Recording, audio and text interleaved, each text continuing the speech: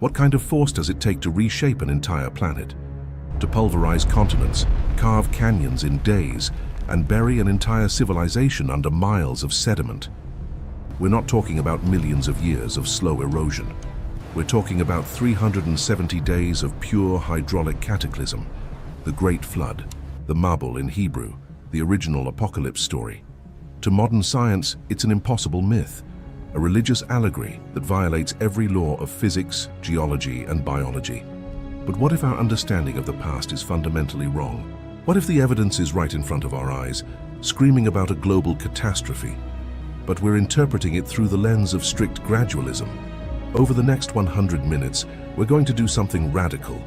We're not going to debate religion versus science.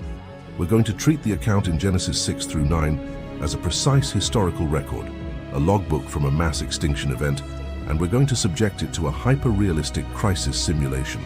We will analyze the impossible engineering of the Ark, using modern hydrodynamics and ancient materials science. We will calculate the brutal logistics of keeping thousands of animals alive for a year in total confinement, from waste management to specialized feeding. And we will dissect the geological mechanisms that could, in fact, flood the planet in a matter of days. We'll dive deep into controversial theories like the hydroplate theory and catastrophic plate tectonics. You will discover why the flood wasn't just rain. It was the tectonic dismantling of the planet, releasing energy equivalent to billions of nuclear bombs. And why Noah's Ark wasn't a boat. It was the most sophisticated and resilient biological containment facility in ancient history. If you think you understand the Great Flood, this video will reformat your perception. Let's simulate the end of the First World. Act 1. The World That Died, the Antediluvian Anomaly, 230-15. To understand the magnitude of the flood, we first need to understand the world it destroyed, the antediluvian world. If we try to imagine a global flood happening today, it seems impossible. But Noah's Earth was not today's Earth. It was a different planet, operating under radically different conditions, an alien ecosystem to us. The Genesis record, combined with anomalous geological evidence and scientific creationist models, suggests an environment designed for extreme life. 1. The atmosphere and global climate, the planetary greenhouse effect. Genesis 2:6 mentions that a mist went up from the earth and watered the whole face of the ground. There is no mention of rain before the flood. This suggests a stable global climate, a homogeneous planetary greenhouse effect. No arid deserts, no polar ice caps, a tropical world from pole to pole. This is confirmed by the discovery of tropical vegetation and coral fossils in polar regions like Antarctica and Siberia. How is this possible? One of the most debated hypotheses is the vapor canopy theory. It posits that the early Earth was surrounded by a layer of translucent water vapor, or perhaps a crystalline ice layer in the high stratosphere. This would be the firmament mentioned in Genesis 1, separating the waters which were above from the waters which were below. The impact of this canopy would be profound and transformative. Atmospheric pressure. The weight of the canopy could have increased atmospheric pressure at sea level to perhaps double the current level, 2 atm or more. This would create a hyperbaric environment. In such an environment, the efficiency of respiration increases dramatically. Oxygen dissolves better in blood plasma. Biological implications. This high pressure is crucial to explaining the megafauna. Think of giant pterodactyls like the Quetzalcoatlus with a 33-foot wingspan. Aerodynamically, they would have extreme difficulty flying in today's thin atmosphere, but with twice the air density, flight becomes viable. Think of 50-ton sauropod dinosaurs whose metabolism and circulatory system would function much more efficiently under high pressure. Elevated oxygenation, analysis of air bubbles trapped in ancient amber, which many believe to be resin from antediluvian trees, suggests atmospheric O2 levels of up to 30–35%. Today, it's 21%. This would fuel faster metabolisms and allow for gigantism, including in insects, like fossil dragonflies with a 28-inch wingspan. UV and cosmic radiation. The water canopy would act as a perfect shield against harmful radiation from space. 2. Human longevity, the Methuselah factor. This optimized environment leads us to the strangest feature of the antediluvian world. Genesis 5 records human longevity in the 900-year range. Adam, 930, Methuselah, 969. This isn't just mythology, it's a biological data point resulting from perfect environmental conditions and a pure human genome. With radiation filtered and high oxygenation, DNA damage and cellular aging, telomere shortening, would be drastically slowed. The antediluvian world was a perfect life chamber, designed for conditional immortality. 3. The advanced civilization. Extreme longevity has profound social and technological implications. If Isaac Newton had lived 900 years, where would our science be today? The antediluvian civilization had about 1656 years, according to biblical chronology, to develop. With generations living for centuries and accumulating knowledge exponentially, it's highly likely they reached levels of technological sophistication that defy our imagination. Genesis 4 mentions Tubal-Cain, the forger of all instruments of bronze and iron. This indicates advanced metallurgy very early in history. Megalithic monuments around the world, like Göbekli Tepe or even the pyramids, if we consider they might be post-flood remnants based on antediluvian technology, suggest a mastery of structural and acoustic engineering we barely understand today. They were not cavemen. It was a global, interconnected and powerful civilization. 4. The geography, the supercontinent and gentle relief. Genesis 1-9 suggests the waters were gathered into one place, letting the dry land appear. This implies the existence of a single supercontinent, Pangaea, or an older configuration like Rodinia. Crucially, the global relief was much gentler. The oceans were smaller and shallower. The mountains were lower and more rounded, the result of ages without erosion from heavy rain. To flood this world would require far less water than to cover Everest. The highest mountains might have been only 6,500 to 10,000 feet. 5. The subterranean water, the hidden destruction mechanism. The key to the flood wasn't just in the sky, it was hidden beneath the crust. The most robust theory to explain the mechanics of the cataclysm is the hydroplate theory, developed by Dr. Walt Brown.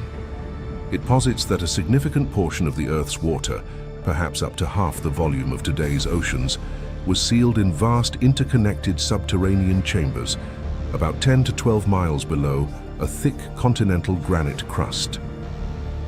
Supercritical water. This water was not cold. It was under extreme pressure and heated by geothermal energy.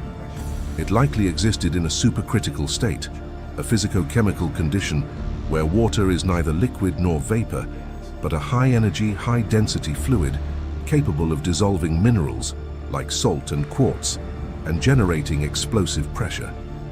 This was the Great Deep, the collapse scenario. The antediluvian world was a closed, highly pressurized and perfectly balanced system, but it was also geologically unstable and morally bankrupt. The human civilization, corrupted by systemic violence, the Hamas of Genesis 6, and advanced genetic corruption, the Nephilim, had reached a point of no return. The divine diagnosis was terminal. The only remedy was total sterilization, and the chosen method was to use the planet's own engineering against it. The flood was not an external, supernatural miracle. It was the controlled activation of a geological self-destruct mechanism built into creation. But before the trigger was pulled, the system's backup needed to be secured. And that would require the most ambitious, ridiculed, and unlikely engineering project in history. Act 2, Project Ark, the impossible engineering. The warning was given, 120 years. That was the deadline for the execution of Project Ark, a biological containment facility designed for the most difficult task imaginable, surviving the tectonic dismantling of the planet. Forget the children's book images. A cute, overcrowded boat with smiling giraffes poking their heads out of windows.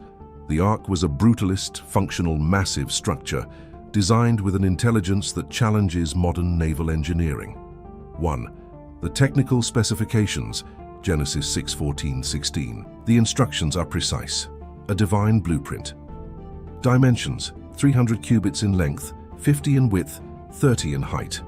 Using the Royal Egyptian or Babylonian cubit, about 20.6 inches, the Ark was approximately 515 feet long, 85 feet wide, and 51 feet high. This is the size of a modern Liberty-class cargo ship. Volume and capacity. The total displacement was about 1.5 million cubic feet. The gross tonnage was approximately 15,000 tons, equivalent to 522 standard railroad cars. The naval golden ratio. The length to width ratio is 6:1. The length to height ratio is 10:1. Why these exact proportions? In 1993, a monumental hydrodynamic study was conducted at CRISO, Korea Research Institute of Ships and Ocean Engineering, led by Dr. Seon Hong. They tested 12 ship models with different proportions in wave tanks simulating extreme conditions. The result was shocking. The design of Noah's Ark offered the ideal balance between stability, resistance to capsizing, comfort, smoothness of motion for the live cargo, and structural strength, resistance to breaking. The study concluded that the Ark could withstand waves over 100 feet high, far larger than any recorded wave in modern oceans. The Ark had no rudder, sails, or pointed bow. It was not made to navigate. It was designed to survive. The barge-like design maximizes cargo space, but also allows the vessel to passively align with the waves and wind, minimizing structural stress. Studies show the Ark could tilt to almost 90 degrees and still right itself automatically. 2. The materials, the mystery of gopher wood. The specified material is gopher wood. The exact identity of this wood is a mystery. It could be an extinct tree species with superior strength and density properties like teak, cypress, or a giant antediluvian conifer. However, gopher might not be a species but a process. Some linguists suggest the root of the word could be related to lamination or interlacing, composite wood engineering. If we consider the antediluvian technological sophistication, it's highly plausible the Ark was built using cross-laminated timber, CLT techniques. Modern CLT involves gluing layers of wood at right angles. This creates panels with tensile and compressive strength comparable to steel and concrete. The Ark may have been the pinnacle of composite wood engineering, an incredibly robust monocoque structure. Ancient wooden ships, like Greek and Roman warships, use complex mortise and tenon joinery to ensure hull strength. The Ark took this to a massive scale. The coating, pitch gopher. The command was to coat it with pitch, gopher, inside and out. Pitch, natural tar asphalt, was abundant in the ancient world. This not only provided total waterproofing, but also acted as a preservative for the wood and, crucially, as a flexible shock-absorbing layer against impacts from floating debris. 3. The internal design and life support systems, 3 decks, connected by internal ramps. The text mentions a window, tsohar, at the top and a single side door. Advanced ventilation, tsohar. The tsohar, literally light or opening, was a continuous 1 cubit 20-inch opening around the top of the Ark, protected by a raised roof. This was not a porthole. It was a sophisticated passive ventilation system. Body heat and methane gas produced by the animals, a significant explosion risk, would rise by natural convection and exit through the tsohar. The moon pool hypothesis. Some modern naval engineers propose the Ark may have incorporated a moon pool, a vertical opening in the center of the hull, extending from the deck to the bottom. This would have multiple benefits. First, it would stabilize the vessel in rough seas, acting as a giant shock absorber. Second, it would function as a wave-powered air pump. As the Ark rose and fell, the column of water in the moon pool would push stale air out and suck fresh air into the decks. 4. The construction and labor, the 120-year project. 4 men, Noah and his 3 sons, building this massive structure in 120 years. Is it feasible? If we consider the vitality and physical strength of antediluvian men who lived 900 years, the task is Herculean, but not impossible. However, it's almost certain they weren't alone. Noah was a wealthy and influential patriarch. He likely hired a vast workforce or utilized advanced technology, perhaps complex mechanical tools, or the use of giant draft animals, like domesticated dinosaurs, for cutting, transporting, and lifting the massive beams. 5. The public scorn and the shipyard. The construction of the Ark was not secret. It was the biggest public spectacle of the age, a monument to Noah's madness in the eyes of a doomed civilization. The shipyard was likely located inland, far from any large body of water, which would increase the scorn but be strategically wise in a world about to be geologically undone. Project Ark was the space race of the antediluvian era, the greatest investment of resources, time, and capital ever dedicated to a single goal. And when the structure was ready, the even greater challenge began, filling it with the planet's biosphere. Act 3. The live cargo, biological containment logistics. The biggest skeptical argument against the Ark's feasibility is always the animal logistics. How do you fit millions of species on a boat? The answer is simple. He didn't. The premise of the question is wrong. What Noah brought on board were not all species in the modern taxonomic sense, a concept that only emerged in the 18th century. He brought representatives of each created kind, in Hebrew, min. 1. The genetics of kinds, baraminology. The kind, or baramine, is a much broader category than species, closer to the level of family or order in modern taxonomy. The canine example. The canine kind includes wolves, coyotes, foxes, domestic dogs, dingoes. They can all hybridize, interbreed, and share a common gene pool. Noah only needed one ancestral pair of the canine kind, carrying all the genetic diversity, maximum heterozygosity, necessary to give rise to all these subspecies after the flood through rapid speciation. This drastically reduces the number of animals needed on board. The most comprehensive study on this, Noah's Ark, a feasibility study by John Woodmore, systematically analyzes the cargo. Creationist biologists estimate there were at most about 1,400 kinds of land and flying animals that needed to be on the Ark. The total count. This means about 6,700 to 7,000 individual animals, considering pairs of unclean animals and 7 pairs of clean animals used for sacrifice and post-flood food. Even more generous estimates reach 16,000 animals. Space required. The average size of a land animal is that of a small sheep.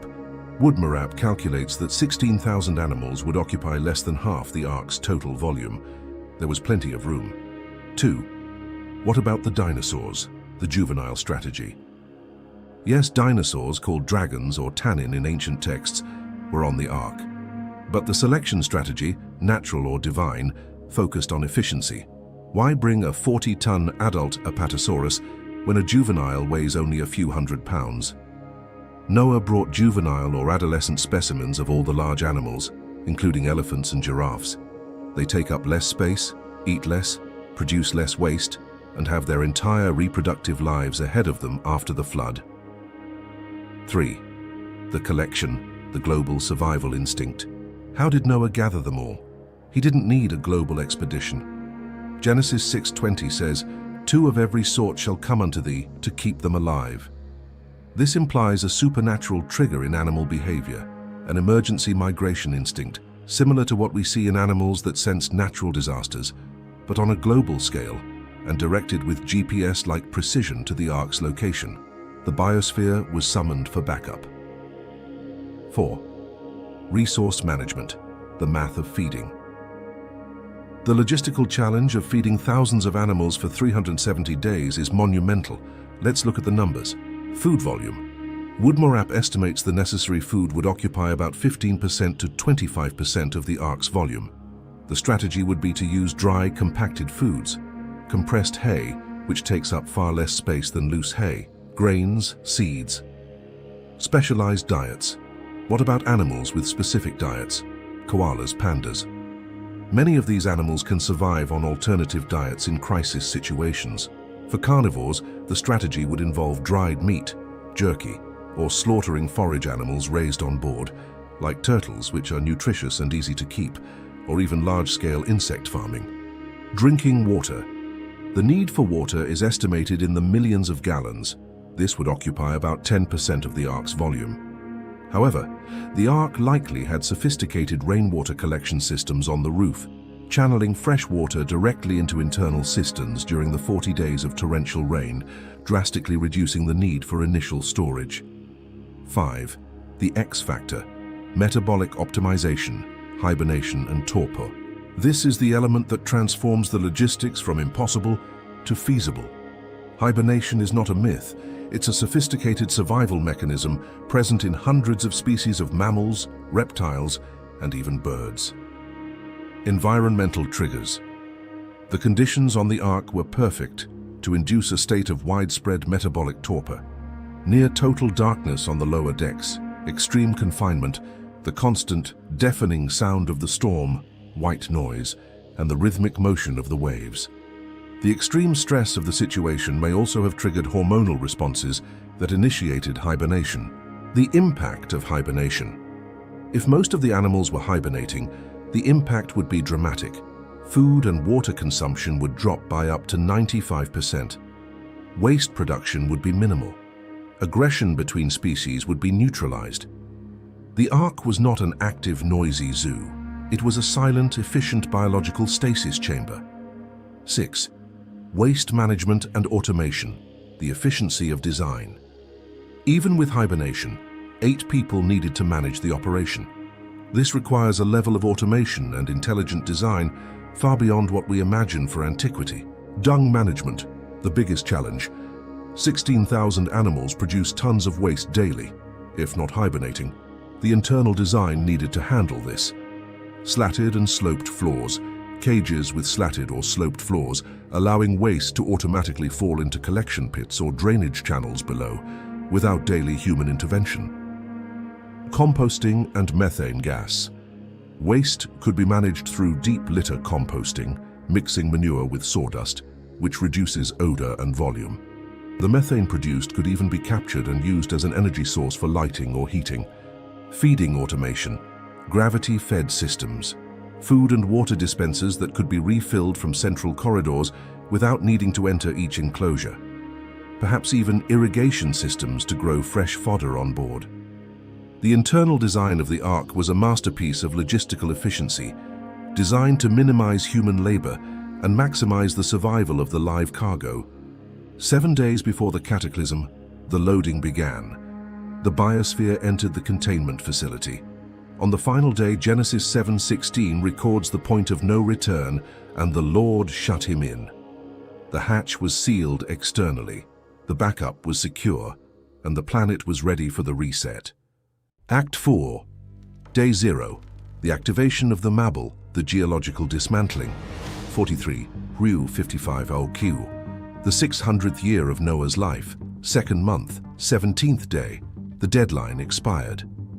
What happened on that day was not a slowly building storm. It was the most violent geological detonation in the planet's history. The Mabbul. Genesis 7:11 describes the activation sequence with tectonic precision. All the fountains of the great deep were broken up, and the windows of heaven were opened. The order is crucial. The collapse began from the bottom up. Phase 1. The crustal rupture, the beginning of the end. Following the hydroplate theory, the event began with a catastrophic failure in the granite crust that covered the subterranean water chambers. The accumulated pressure, perhaps exacerbated by a meteorite impact or a direct divine trigger, finally overcame the rock's strength. The crust fractured. The rupture started at one point and propagated around the planet like a crack in a windshield, but at supersonic speeds, about 3 miles per second. This rupture line, about 43,000 miles long, encircled the globe. Phase 2. The supersonic ejection, the fountains of the great deep. What happened next was apocalyptic on a scale that is hard to imagine. The supercritical water, trapped miles deep, was released instantly. The continental geysers. The explosive decompression launched jets of water, steam, and rock debris through the fissure. Imagine a curtain of water rising tens of miles into the atmosphere. The energy released. The energy released by this ejection was astronomical. Estimates suggest the potential energy stored in the pressurized water was equivalent to trillions of megatons of TNT. This far exceeds the entire global nuclear arsenal. Hypersonic erosion, the force of the ejection, pulverized the edges of the fissure. The supercritical water dissolved minerals instantly. Vast quantities of rock were eroded in minutes, injecting billions of tons of sediment into the water that began to flood the land. Phase 3. Atmospheric impact and ejected material. The ejection reached speeds that could exceed Earth's escape velocity, Mach 33. Space debris. Some of the ejected water, rock and mud was launched into near space. Dr. Walt Brown theorizes that this is the origin point of most of the comets, dirty snowballs, and asteroids that populate our solar system. They are the debris of the antediluvian world. The atmospheric collapse, the windows of heaven. The water ejected into the extremely cold upper atmosphere froze instantly. If a vapor canopy existed, it was violently destabilized and collapsed. But even without a canopy, the colossal amount of vapor and condensation nuclei, volcanic dust, dissolved salt and debris launched into the atmosphere was enough to start a chain reaction of catastrophic precipitation. The windows of heaven were opened. The atmosphere lost its ability to hold moisture. Phase 4. Catastrophic precipitation, the hyper rain. The precipitation began globally. It wasn't rain as we know it. It was an atmospheric deluge. The rainfall rate. To cover the antediluvian mountains in 40 days, the rainfall rate would have to be measured in feet per hour. The most intense rain ever recorded in modern history is about 12 inches an hour in India. The Mabbul was orders of magnitude more violent. The weight of the falling water would have generated additional heat and devastating surface winds. The flash freeze. In the polar regions, the interaction of supercooled water from the upper atmosphere with the local climate resulted in monstrous blizzards or massive hailstorms. This explains the woolly mammoths found flash frozen in Siberia and Alaska, some still standing, with undigested food, summer flowers, in their stomachs. They were buried and frozen in hours, not thousands of years. Phase 5. Accelerated tectonics and hyper-tsunamis. As the rain fell, the earth moved. The removal of the subterranean water caused the continental plates, the hydroplates, to slide over the lubricated mantle. The mid-oceanic ridge. Where the crust fractured, the mantle rose to fill the gap, forming the mid-oceanic ridge. The exposed magma came into direct contact with the floodwaters. Vaporization and tsunamis. The contact of magma with water generated colossal steam explosions and heated the newly forming oceans. The global seismic activity, magnitude 10+ earthquakes, and the movement of the plates generated global tsunamis. But these were not normal tsunamis. They were waves miles high moving at the speed of commercial jets, 500 mph, across the continents. The first 24 hours, the end of civilization. The antediluvian world was destroyed in the first few hours. Most people and animals did not die by slow drowning. They died from geological trauma, steam explosions, massive earthquakes, or were buried alive by the sediment-laden tsunamis. The advanced civilization, with all its technology, was caught completely off guard. Scorn turned to absolute terror. Escape attempts were futile. Inside the Ark, the scene was one of pure terror. The structure was launched into the water with extreme violence. The sound was deafening. The roar of the earth splitting apart, the continuous thunder of global volcanic activity, and the impact of rain falling like a continuous waterfall. The darkness was near total, broken only by constant lightning and the sinister glow of exposed magma in the global fissures. The Ark was now at the mercy of the greatest hydraulic disaster in history, and the violent phase was just beginning. The 40 days of chaos, the planetary blender.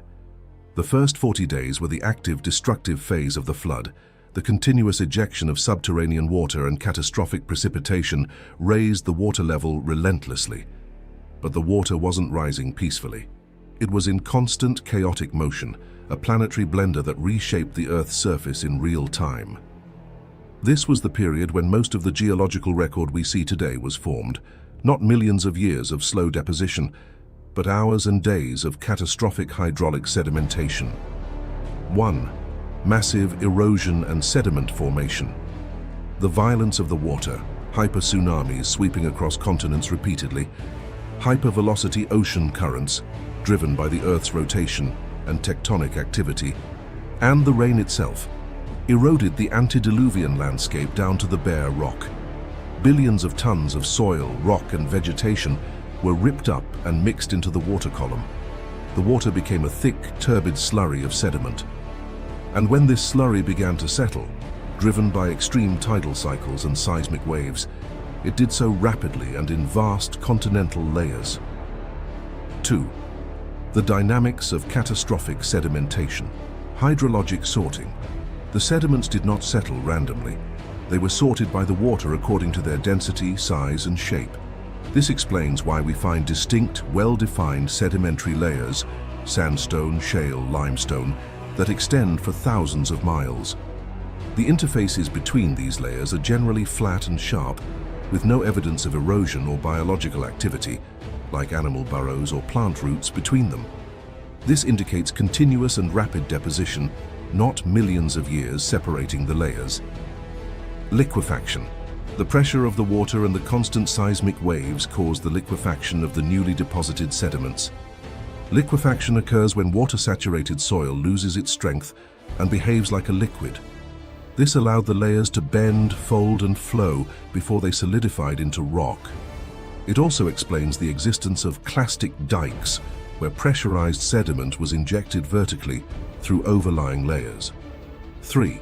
The formation of the fossil record, the snapshot of death. The fossil record is not a scrapbook of slow evolution. It's the snapshot of a catastrophic global death.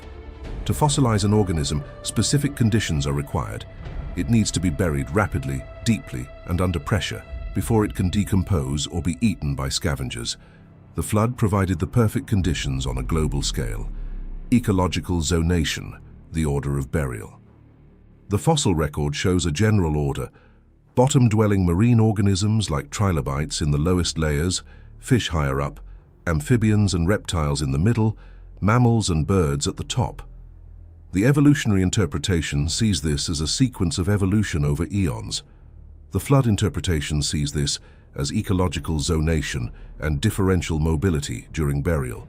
Though the tsunamis first devastated and buried the deep-sea marine habitats, as the water rose, it hit the coastal zones, amphibians, then the alluvial plains, reptiles.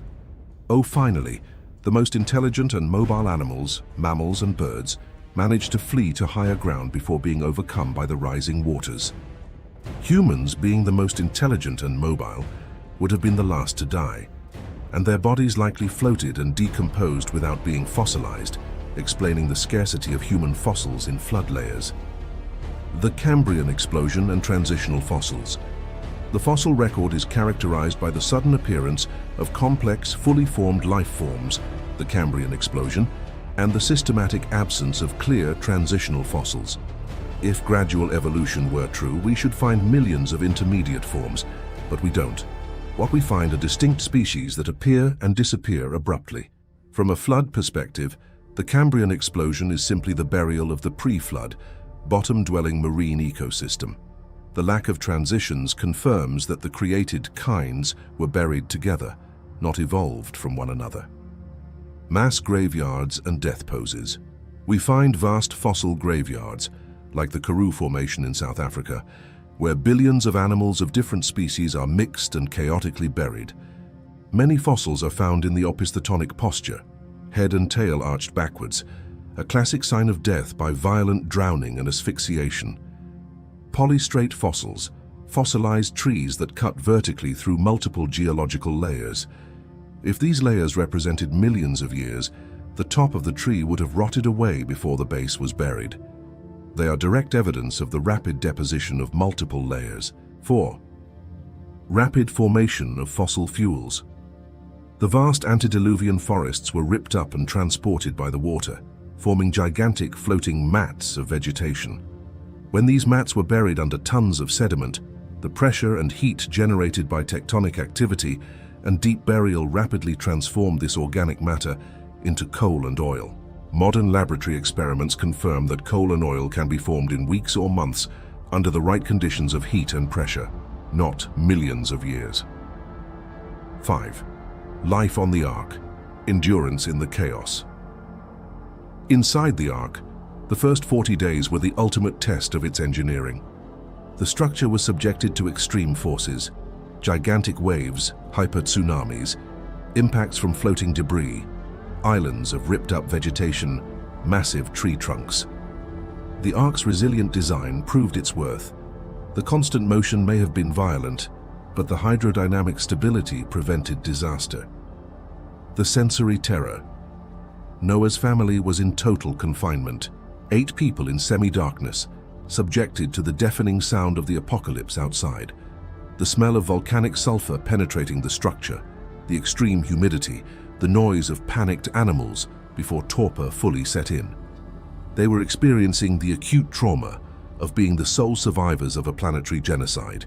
At the end of the 40th day, Genesis 7:17-19 records the result. The water prevailed and covered the highest mountains under the sky. The planet was dead. The active phase of the flood was over. Genesis 8:2 confirms, "The fountains of the deep and the windows of heaven were also stopped, and the rain from heaven was restrained." But the earth remained a global ocean with no land in sight.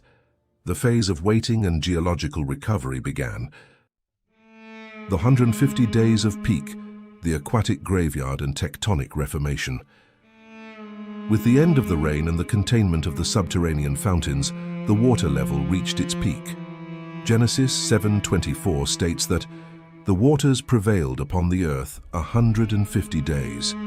This covers the first 40 days of chaos, plus 110 days of peak levels and the beginning of the recession. 1. The peak of the flood, the global ocean. The water covered the highest mountains by at least 15 cubits, about 22 feet. This ensured the total annihilation of all air-breathing terrestrial life outside the Ark. The world was a featureless global ocean. Only the Ark floated upon an endless aquatic graveyard. The relative calm after the initial storm may have been even more psychologically challenging. The deafening silence of global death, the monotony of the wait. 2. The recession mechanism. Where did the water go? The crucial question is, if the water covered the planet, why isn't it still there? The answer is not evaporation. The answer is the massive tectonic restructuring of the planet. Genesis 8:1 says that God made a wind to pass over the earth and the waters assuaged.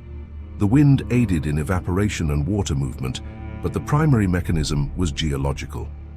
The key is in the poetic description of Psalm 104:8, which many scholars believe describes the post-flood recreation. They go up by the mountains, they go down by the valleys. During the recession phase, the Earth's crust underwent rapid and dramatic vertical adjustments. This is the core of the catastrophic plate tectonics, CPT theory, proposed by scientists like Dr. John Baumgartner. Runaway subduction. CPT posits that the tectonic plates moved at meters per second instead of centimeters per year, like today. The old, colder, denser pre-flood oceanic crust began to rapidly sink into the hot mantle. The friction generated heated the mantle, accelerating the process in a catastrophic positive feedback loop. The sinking of ocean basins. The new ocean floor, formed by magma that rose to replace the old crust, was initially much hotter and less dense, therefore higher. As it rapidly cooled in the months following the flood's peak, it became denser and sank for miles. This created the vast deep ocean basins we have today. Rapid continental uplift. At the same time, the collision of the fast-moving continental plates caused the rapid uplift of the major modern mountain ranges. The Himalayas, the Andes, the Alps, the Rockies, they were not formed by millions of years of slow pressure. They were violently pushed up at the end of the flood, while the sediments were still relatively soft. The water simply drained off the continents into the new deep ocean basins. The Earth's topography was radically altered. This is why we have Mount Everest today, If you were to flatten the Earth's topography, leveling the mountains and raising the seafloor, there would be enough water in the current oceans to cover the entire planet by about 1.7 miles deep. The flood water is still here, only the geography has changed. 3. The catastrophic drainage, carving the New World. As the continents rose and the water receded, the drainage was not peaceful. It was catastrophic and violent, completing the work of carving the landscape. Channeled flow and dam breaches, water draining at high velocity carved the newly deposited landscape. Massive canyons were formed in days or weeks. The Grand Canyon is the classic example. It may have been formed not by the Colorado River over millions of years, but by the rapid drainage of vast post-flood inland lakes, like the hypothetical Grand and Hopi lakes, that were trapped behind natural dams. When these dams breached, the colossal volume of water carved the canyon quickly through the still not fully consolidated sediments. Water gaps. We find rivers that cut directly through mountain ranges in water gaps. This is illogical if the river had to slowly erode the mountain, but it makes perfect sense if the receding floodwaters cut these channels while the mountains were rising. 4. The weight on the Ark, the end of hibernation. For Noah's family, these 110 days were a test of faith and logistical endurance. Resources were dwindling. More importantly, as the external conditions stabilized and the violence subsided, the animals on the Ark may have begun to awaken from hibernation. The work of maintenance, feeding, and waste management increased exponentially. The tension on board must have been extreme. Act 7. The landing and reconnaissance. Ararat, day 150, 7th month, 17th day. Genesis 8.4 records contact, and the Ark rested upon the mountains of Ararat. 1. The strategic landing site. This is not necessarily the peak of modern Mount Ararat, which is a post-flood volcano, but the mountainous region of Ararat, ancient kingdom of Urartu in modern-day eastern Turkey, Armenia. The Ark landed while the water was still high, which means it rested on one of the first elevations to emerge from the water. It's a geographically centralized location for the subsequent migration of humans and animals. The landing could have been gentle or violent, depending on the submerged topography and remaining currents. The massive structure of the Ark settled on the newly formed unstable ground. 2. The prolonged quarantine, awaiting stabilization. Although the Ark had landed, they could not leave immediately. The Earth was still water-saturated, geologically unstable. Aftershocks, continued volcanic activity, and ecologically sterile. Day 224, 10th month, 1st day. The tops of the surrounding mountains became visible, 74 days after the landing. This gives an idea of the slow rate of water recession and the continued tectonic uplift of the region. 3. The Reconnaissance protocols, assessing habitability. Noah initiates a standard reconnaissance sequence using the birds on board to assess the habitability of the external environment. It's a primitive but effective environmental analysis protocol. Day 264, 40 days after the mountaintops appeared. Noah opens the window. Tsohar. The raven, gross survivability test. He sends a raven first. The raven is a scavenger bird. It can survive by eating floating carrion and resting on debris. The raven flew to and fro until the waters were dried up. This indicated that there was exposed land, but not necessarily habitable or with vegetation. The dove, habitability test. 7 days later, day 271. He sends a dove. The dove is more selective. It needs fresh vegetation and dry ground to land. The dove returned without finding a place to rest. The world was still inhospitable and muddy. The dove, the sign of the olive. 7 more days, day 278. The dove returns with a freshly plucked olive leaf in its beak. This is the critical sign. The olive tree is an extremely hardy tree that can sprout quickly from broken branches in wet soil. This indicated that vegetation was returning at lower altitudes. Life was beginning again. The dove, confirmation. 7 more days, day 285. The dove does not return. It has found a home. The external environment was now sustainable. 4. The Disembarking, the new beginning. Despite the positive signs, Noah demonstrates strict discipline and waits for the divine release order. Day 314, first day of the first month of the 601st year, Noah removes the covering of the ark. He visually confirms that the surface of the ground is dry. Day 370, 27th day of the second month. Finally, the order to disembark is given. Exactly 1 solar year and 10 days, or 1 full lunar year, after the flood began. The disembarking was a moment of profound sensory and ecological shock. 8 people stepped out onto an alien planet. The climate was cold and unstable. The air was thinner, lower atmospheric pressure. The landscape was sterile, devastated, muddy, and covered in geological debris. The silence was total, except for the sound of the disembarking animals and the wind blowing over an empty land. The survival mission on the Ark was complete. The recolonization mission was just beginning, and the new world was far more hostile than the old one. Act 7. The Landing and Reconnaissance, Ararat. Day 150, 7th month, 17th day. Genesis 8:4 records contact, and the Ark rested upon the mountains of Ararat. 1. The strategic landing site. This is not necessarily the peak of modern Mount Ararat, which is a post-flood volcano, but the mountainous region of Ararat, ancient kingdom of Urartu in modern-day eastern Turkey, Armenia. The Ark landed while the water was still high, which means it rested on one of the first elevations to emerge from the water. It's a geographically centralized location for the subsequent migration of humans and animals. The landing could have been gentle or violent, depending on the submerged topography and remaining currents. The massive structure of the Ark settled on the newly formed unstable ground. 2. The prolonged quarantine, awaiting stabilization. Although the Ark had landed, they could not leave immediately. The Earth was still water-saturated, geologically unstable, aftershocks, continued volcanic activity, and ecologically sterile. Day 224, 10th month, first day. The tops of the surrounding mountains became visible, 74 days after the landing.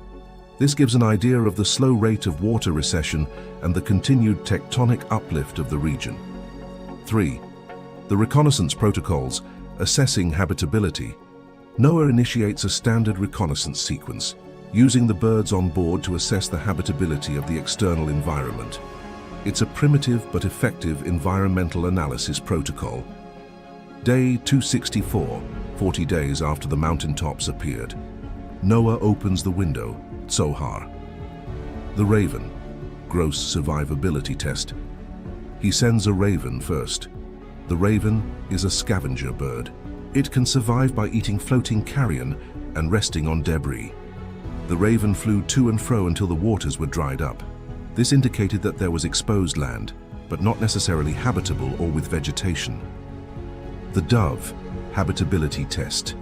7 days later, day 271, he sends a dove. The dove is more selective. It needs fresh vegetation and dry ground to land. The dove returned without finding a place to rest. The world was still inhospitable and muddy. The dove, the sign of the olive. 7 more days, day 278. The dove returns with a freshly plucked olive leaf in its beak. This is the critical sign. The olive tree is an extremely hardy tree that can sprout quickly from broken branches in wet soil. This indicated that vegetation was returning at lower altitudes. Life was beginning again.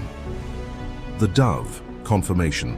7 more days, day 285. The dove does not return. It has found a home. The external environment was now sustainable. 4. The disembarking, the new beginning. Despite the positive signs, Noah demonstrates strict discipline and waits for the divine release order. Day 314, first day of the first month of the 601st year. Noah removes the covering of the ark. He visually confirms that the surface of the ground is dry. Day 370, 27th day of the second month. Finally, the order to disembark is given. Exactly 1 solar year and 10 days, or 1 full lunar year after the flood began. The disembarking was a moment of profound sensory and ecological shock. 8 people stepped out onto an alien planet. The climate was cold and unstable. The air was thinner, lower atmospheric pressure. The landscape was sterile, devastated, muddy, and covered in geological debris. The silence was total, except for the sound of the disembarking animals and the wind blowing over an empty land. The survival mission on the Ark was complete. The recolonization mission was just beginning, and the new world was far more hostile than the old one. Act 8. The hostile new world, ecological consequences and the Ice Age. The post-flood world was a devastated environment, undergoing a radical and violent climatic transformation. The transition to the ecological equilibrium we see today took centuries and was marked by secondary disasters. 1. The Ice Age trigger, the paradox of heat and cold. The flood provided the perfect and necessary conditions to trigger an ice age. It may seem counterintuitive, a global aquatic event causing ice, but the climate mechanics are straightforward. An ice age requires two simultaneous things: a massive increase in snowfall precipitation and cooler summers so that the snow doesn't melt and accumulates into glaciers. Warm oceans, the moisture source. At the end of the flood, the oceans were significantly warmer than today due to submarine volcanic activity and the release of geothermal energy. Estimates suggest average ocean temperatures of up to 86 degrees Fahrenheit, a 30 degree. Today it's about 39 degrees for 4 degrees. Warm oceans produce colossal evaporation. Cool atmosphere, the cooling mechanism. The global volcanic activity during the flood launched vast quantities of aerosols, fine particles, and ash into the stratosphere. These particles blocked sunlight, reflecting it back into space and causing a dramatic cooling of the continents, especially at higher latitudes. A global volcanic winter, the hyper-snowstorms. The result was the perfect collision. Massive evaporation from the warm oceans provided unlimited moisture to the atmosphere. This moisture collided with the cold atmosphere over the continents, resulting in extreme and continuous continental snowstorms. Rapid glacier formation. The ice caps did not take millennia to form. They formed rapidly in a matter of centuries. Creationist climate models estimate that the post-flood ice age peaked about 500 years after the flood and lasted about 700 years in total as the oceans cooled and volcanic activity subsided. 2. Biological recolonization and rapid speciation. Life exploded into the new world from the Ark's landing point in Ararat. Vegetation, seeds buried during the flood, along with plants and spores that survived on floating vegetation mats, began to sprout rapidly in the soil, rich with nutrients, minerals, and volcanic ash. Animals, the adaptive explosion. The animals that disembarked from the Ark carried maximum genetic diversity, heterozygosity, within their kinds. As they spread across the planet and adapted to new hostile and isolated ecological niches, natural selection and genetic drift occurred at an accelerated pace. Rapid speciation occurred in just a few generations. The canine kind diversified into wolves, cold climates, coyotes, deserts, etc.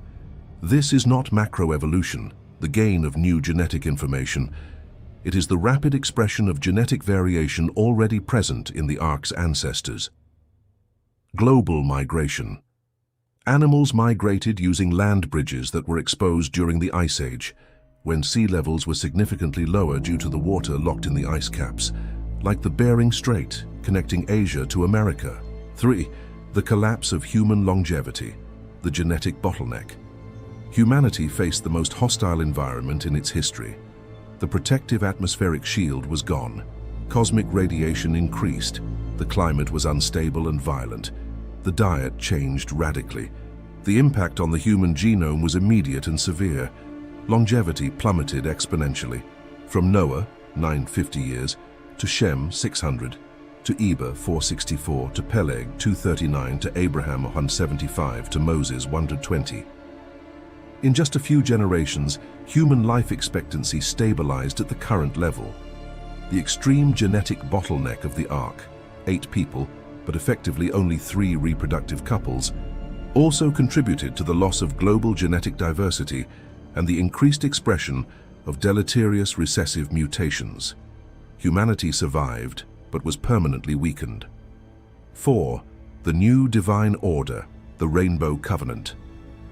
The trauma of the flood was deeply ingrained in the human psyche.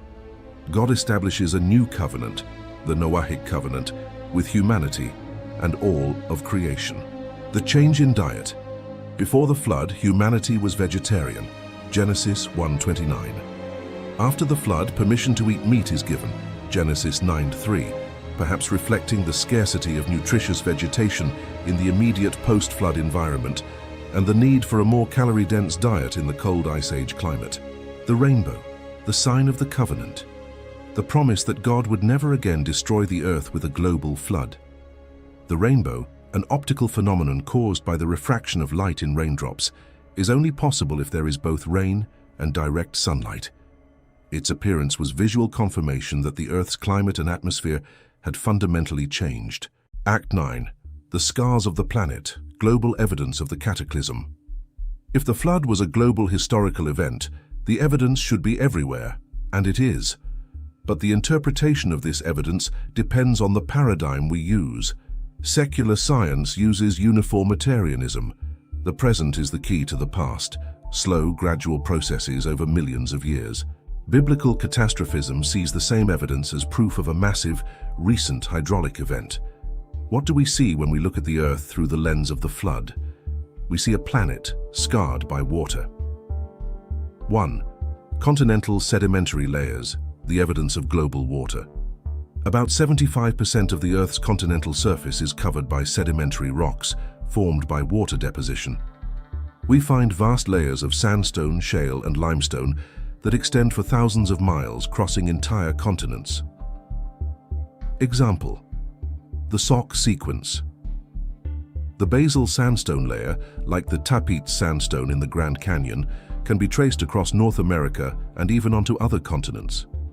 This is only possible if it was deposited by a transcontinental scale hydraulic event with high-energy water currents transporting vast quantities of sand.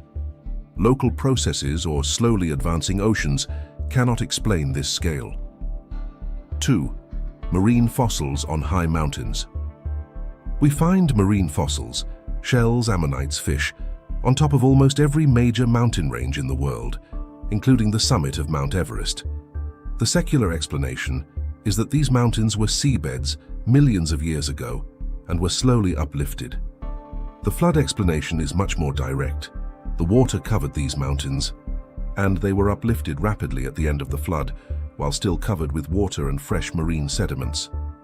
3. Rapid erosion and massive canyons, the power of moving water. Canyons like the Grand Canyon show features that point to rapid formation by large volumes of water, not slow erosion by a small river. Vertical walls and lack of a delta. Steep vertical walls suggest rapid erosion, and the absence of a large river delta at the mouth of the Colorado River, where all the eroded sediment should be, indicates the canyon was not formed by the current river. Recent evidence, the 1980 eruption of Mount St. Helens, provided a natural laboratory for catastrophism. Mud and water flows carved complex canyons at 1/40th the scale of the Grand Canyon in a matter of days through solid rock. This demonstrated that geological formations don't require millions of years, they require catastrophic energy. 4. Folded layers without fractures, pliable geology. We find thick sequences of sedimentary rocks, thousands of feet, that have been bent at sharp angles without breaking or fracturing, as in the Appalachian Mountains or at Upheaval Dome in Utah. Solid rock shatters when bent. This is only possible if the layers were deposited rapidly and then folded during the mountain uplift at the end of the flood, while they were still wet, water-saturated and pliable, before they fully hardened into rock. If they had been folded slowly over millions of years, they would have shattered. 5. The global flood legends, the cultural memory. Perhaps the most compelling evidence is the collective memory of humanity. There are over 300 flood legends recorded in cultures and tribes around the world, from the Babylonians, Epic of Gilgamesh and Atrahasis, to the Aztecs, from the Australian Aborigines to the Greeks, Deucalion, from the Norse to the Chinese. These stories share common core elements that defy coincidence. A global flood sent as divine judgment for human corruption, A righteous man warned beforehand the building of an ark or survival vessel, the preservation of animals, the sending of birds for reconnaissance, and the repopulation of the earth from the survivors. The Epic of Gilgamesh, found on cuneiform tablets in Mesopotamia, has such striking parallels to the Genesis account that many scholars believe both describe the same real historical event. This isn't shared mythology. It's the collective memory of a traumatic event that affected the ancestors of all nations, descendants of Noah, passed down orally before being recorded. The flood is not hidden. It is engraved in the geology of the planet and the psyche of humanity. Conclusion: the judgment and the warning. The simulation is complete. 370 days that reformatted the planet. Our detailed analysis reveals that the Great Flood was not a fairy tale or an exaggerated local flood. It was a global, geological, and hydraulic mass extinction event.